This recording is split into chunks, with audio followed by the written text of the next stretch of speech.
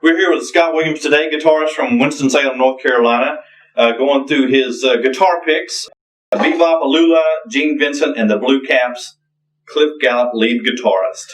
Cliff Gallup was a big influence on Brian Setzer and Dave Edmunds and some of the so-called rockabilly revivalists of the 70s and 80s. And I only really discovered him about the time the Stray Cats were on the scene in the early 80s.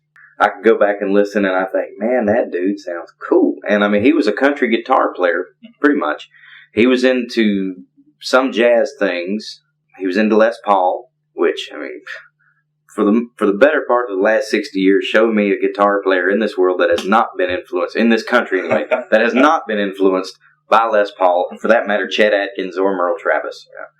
Cliff Gallup was one of those guys. I mean, his sound, his tone in the studio was amazing. His style, he used a flat pick, but then on his, I call it my driving finger, I guess it's the middle finger, and then his ring finger, he had finger picks. Mm-hmm. So he could get a little more bite when he hit the strings with those picks.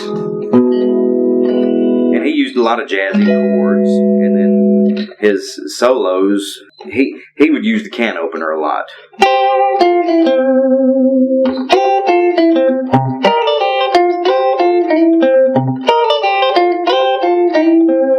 That sort of thing. And then on Be-Bop-A-Lula, he's up here it's a real basic solo, but to me it's another one of those that just sounds timeless to me.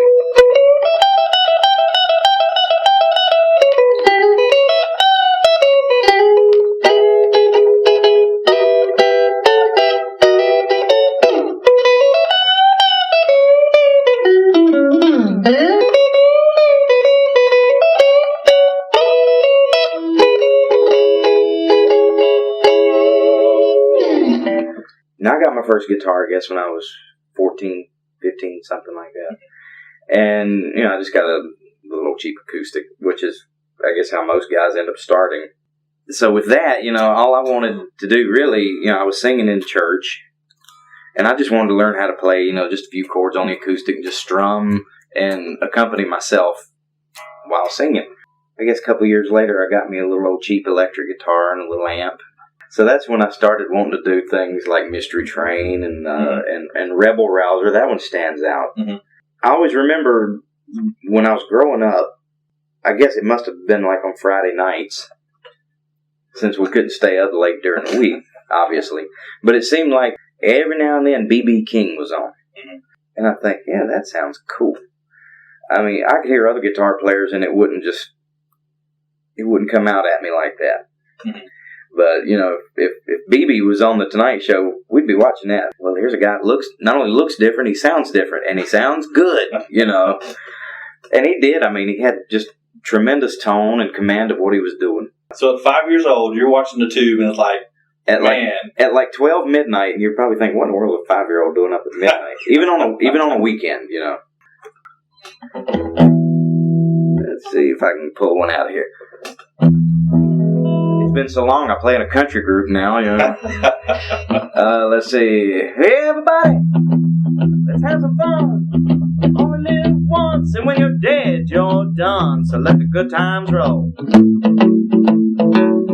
Let the good times roll. I don't care if you're young or old. Get it together and let the good times roll. I'm just stop mumbling, talking trash. You're gonna have some fun, you gotta go out and spend some cash. Let the good times roll. Let the good times roll. I don't care if you're young or old. Get it together, let the good times roll.